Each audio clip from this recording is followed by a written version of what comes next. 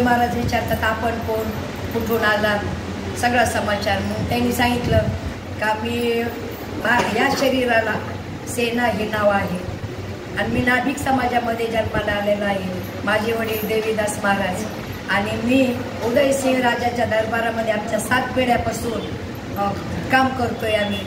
तर म्हणे का ही सगळी कथा त्यांनी त्या नामदेव महाराजांना सांगितली. माझ्याकडून म्हणे वारकऱ्याची सेवा करताना राजाच्या दरबारात जायला उशीर झाला आणि प्रत्यक्ष पांडुरंग परमात्म्याने जाऊन त्या राजाचं मालिश केलं. त्या राजाला कोड होता, तो कोड गेला आणि राजाला प्रत्यक्षात पांडुरंग परमात्म्याने एक तर जीवनामध्ये ना एकदम विरोधात जा, नाही तर प्रेमात राहा, मधल्याला कोणीच विचारत नाही. तसं राजा म्हणजे त्या हातपाय बांधून आणा म्हणे त्याला, एवढा मातला का म्हणे तो माझ्या आज्ञेचं उल्लंघन करतोय.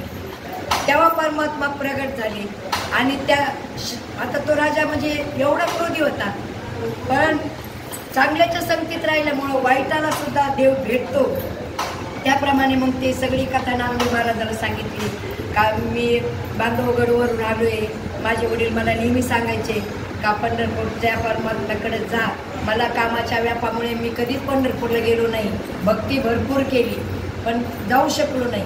तू काम थोडं बाजूला ठेव आणि पंढरपूरला जा. माझे वडील 2 महिन्यापूर्वी या जगाचा निरोप घेतलाय त्यांनी आणि मग माझ्या वडिलाचं वचन पाळण्याकरता आणि माझ्या पांडुरंगाने माझं रूप घेऊन त्या राजाची सेवा केली हे मला त्याच्या कानात सांगायचंय. म्हणून मी आज पंढरपूरला आलोय आणि पांडुरंगाचं दर्शन घेतलं. आणि आता माझं पुढचं काम बाकी आहे. पुढचं काय काम बाकी आहे म्हटल्याच्या नंतर त्यांनी सांगितलं का माझ्या वडिलाचे गुरुबंधू विठ्ठलपंत आणि त्यांच्या 4 मुलांना, 4 विभूतींना, 4 ज्ञानी गुणवान अशा विभूतींना मला दर्शनाला जायचे. त्यावेळेला रामदेव महाराज ढसा रडायला लागले. म्हणे सेना महाराज तुम्ही खूप उशीर केला म्हणे. आत्ता म्हणे मागच्या कार्तिकीच्याच वेळेला ज्ञानेश्वर महाराज समाधिस्थ झाले. आणि मग त्या सेना महाराजांनी नामदेव महाराजांच्या गळ्यात पडून त्यांनी दोघांनी इतकं ते माऊलीचं दुःख व्यक्त केलं. नंतर सेना महाराजांनी निर्णय घेतला बस आता पांडुरंगाचे पाय सोडून कुठेही जायचं नाही आणि सेना महाराज तिथंच राहिले. त्यांनी त्यांचं जीवन सार्थक लावलं आणि आज इतिहासामध्ये या साधू संतांचे नावं उगीच आलेले नाहीत. आपल्याला वाटतं थोडं काही झालं का आपल्याला कोणीतरी चांगलं म्हणा. ज्या वेळेला आपल्याला कोणी वाईट म्हणतं ना त्यावेळेला तर वाईट वाटून घेऊच नाही. कारण या संत महात्म्याला तुम्ही विचार करा, कुठल्याही संताचं चरित्र पहा तुम्ही, सहजासहजी ते संत झाले नाही. जो घाव सोसतो तोच टिकतो, जो घाव घालतो तो तुटतो. हे मी बऱ्याच वेळा तुम्हाला सांगितलेलं आहे.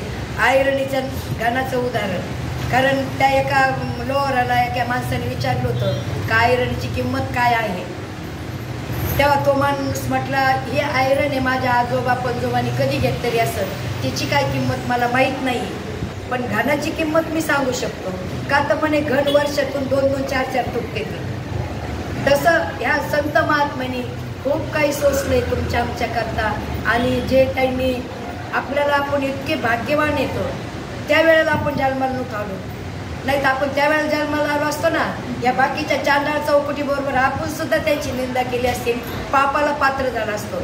आपण नंतर त्यांची सेवा करायला आणि त्यांच्या ग्रंथाचं वाचन करण्याकरता आणि ते आपल्या हृदयामध्ये साठवण्याकरता आपण उशिरा जन्माला आलो, महाराष्ट्रात जन्माला आलो. ही एक आपली खूप मोठी म्हणजे भाग्याची गोष्ट आहे. म्हणून आपण माझ्या तरी मते तुम्ही 10 ग्रंथ वाचले तुम्हाला किती काय समजणार आहे. वाचू नये असं नाही मला म्हणायचं, जे सोपं आहे आणि आपल्या उपयोगाचं आहे. संत चरित्र किती सोपं आहे आणि जीवनात उपयोग येण्यासारखं. रोजच्या जीवनामध्ये तुम्ही संतांचे चरित्र वाचले तुमच्यामध्ये 5% तरी फरक पडेल, जीवन जगायला खूप मदत होईल. म्हणून अशा या संतांचे चरित्र आपण असे थोडक्यात घेतलं ते एकमेकांचे देवाणघेवाण होईल. आणि तुका म्हणे पापे जाती संतांचे जपे, संतांचं जपन चिंतन केलं जर पाप जात असेल तर आपल्याला काय ते अवघड आहे. म्हणून असे संतांचे चरित्र आपण थोडक्यात पाहिलेलं आहे. आणि त्या निमित्ताने आज या पुण्य पावन दिवशी आपण संत सेना महाराजांना नतमस्तक होऊ, विनम्र अभिवादन करू आणि त्यांची ही तिथी पुण्य पावन फक्त त्यांच्या चरित्रामुळे झालेली आहे. तसं आपलं सुद्धा जीवन पुण्य पावन व्हावं याचा आपण थोडा तरी प्रयत्न केला पाहिजे. एवढं बोलून मी 2 शब्द